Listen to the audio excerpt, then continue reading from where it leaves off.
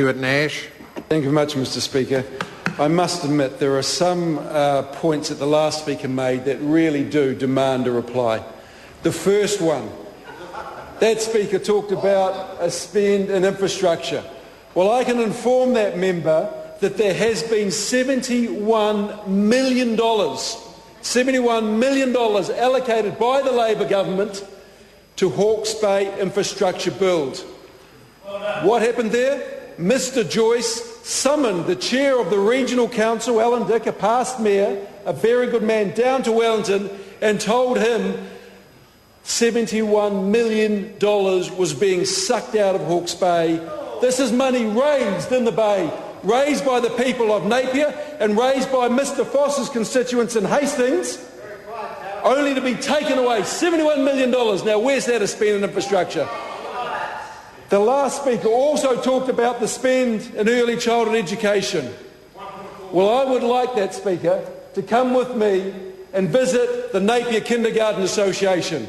And I would like him to explain to the CEO of the Napier Kindergarten Association that it's a good move by cutting $570,000 a year out of the budget of the Napier Kindergarten Association. Now, if that is progress, then I'll be damned.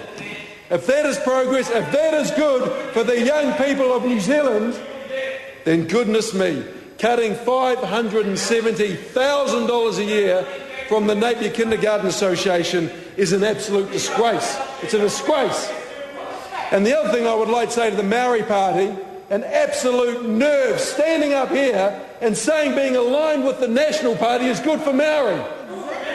How does that member justify an increase in GST by 15%, which all the stats have proven have hurt the most vulnerable in society, the most vulnerable. And we all know that the shame of this country is that Maori are overrepresented in a lot of those statistics.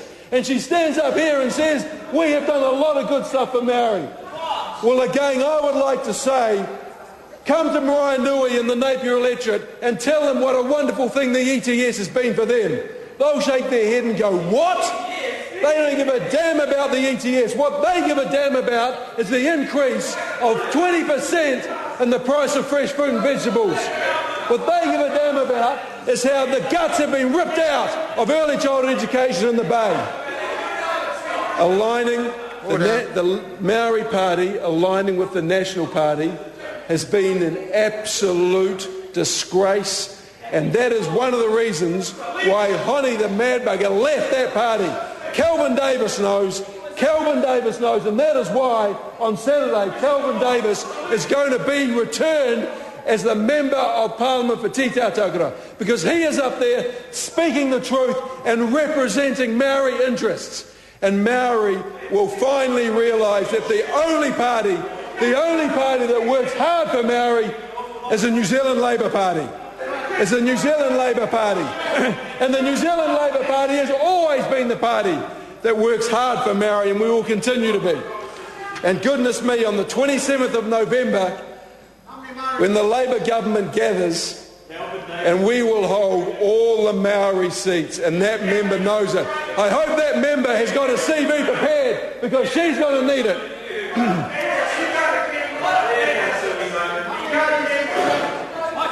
Now, Mr. Speaker, there are only 3 other points I would like to make. Mr. Speaker, this is a government without an economic plan. That member stood up and said, there is a plan. Well, everything that government has put forward is either destructive or rips wealth out of the guts of New Zealand. The first plan was going to be mine national parks. Jerry Brownlee stood up and said, we're going to mine national parks. And what happened? The people of New Zealand marched.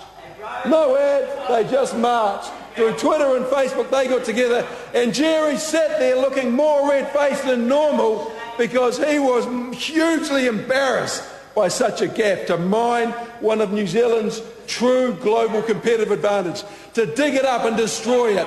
And they call that a plan. What was the next plan? Well, the next plan was to give massive tax cuts to the very wealthy. So if someone was earning $1 million a year, they got $1,000 a week. Wow. Yet if you're on the median wage in Napier, you got about $5 a week. And let's remember, as I said, fresh fruit and veggies have gone up by 20%. Median wage in Napier, you got $5 a week. If you're on the average wage, you're struggling to pay the bills. And 75% of New Zealanders earn below the average wage. And yet if you earn $1 million, you get $1,000 a week. How is that fair at all? It is simply not fair. But you know the surprising thing about this, apart from the fact that the massive tax cuts have increased inequality in this country to levels that I thought, and certainly our forebears thought, could never exist. Could never exist. Because with inequality comes poverty, and poverty steals dreams. And this government talks about aspiration, but delivers the complete opposite. The complete opposite. And you know the thing that surprises me is Economics 101, and Sam, you would have studied this at Cambridge. You would have studied this at Cambridge University. It's Keynesian economics actually says, in times of recession, you give money to those who really need it, who will spend it, because that stimulates demand. If you give money to those at the top end, all they will do is retire debt or save it. And when an economy's booming, it's not a bad outcome. But it's in recession, it's the worst thing you want. The government really needs to stimulate demand, and yet it's done the complete opposite. They taught you that at Cambridge, didn't they, Sam? They must have. And John Boscawen knows that. So what we've got here, Milton Friedman, that says it all. Hey, they're finally admitted it. Milton Friedman, the economic theories of the 1990s, of Thatcher and Reagan. The last time I heard that is when Jamie Lee, Ross, he mentioned Thatcher and Reagan in the same sentence as his heroes. That's what the National Party represents. Goodness me, that was a scary speech, that was. And then the next plan was, let's sell it. If it's not screwed down, let's screw it anyway and sell it. And all we ask is just a little bit of honesty, okay? When you talk about mixed ownership model, just call what John Key called it, state asset sales. That's what he said, state asset sales. And let's be honest about this. Let's be honest about it. Come on.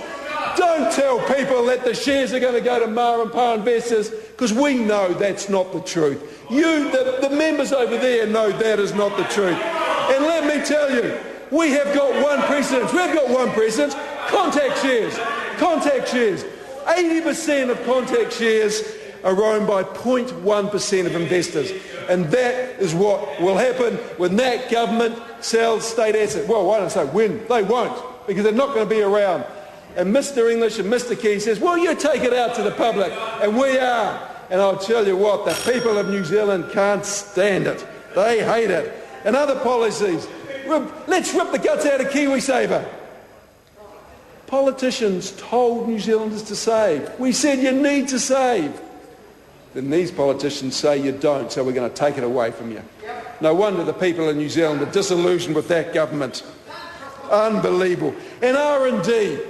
The first thing that the government did, that talks about innovation, is it went against advice from Treasury, and it went against advice from its own Revenue Minister, and it cut R&D.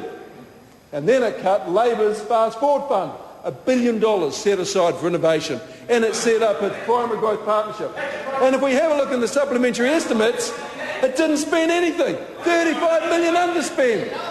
Mr. Joyce talks about broadband.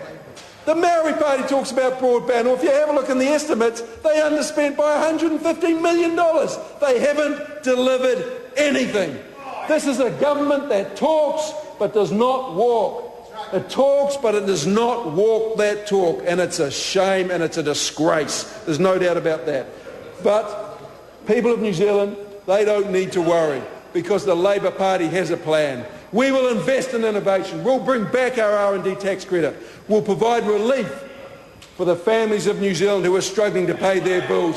We will have a tax system that is fair, that will ensure that everyone pays their fair share. And you know what we're going to do? We're going to remove the GST of fresh fruit and vegetables, because we know that healthy lifestyle options are vital if we're to grow as a nation. If we're going to grow as a nation. Mr. Speaker, there are only three things I've reiterated. The first one is that as a government without a solid, positive plan to grow this nation.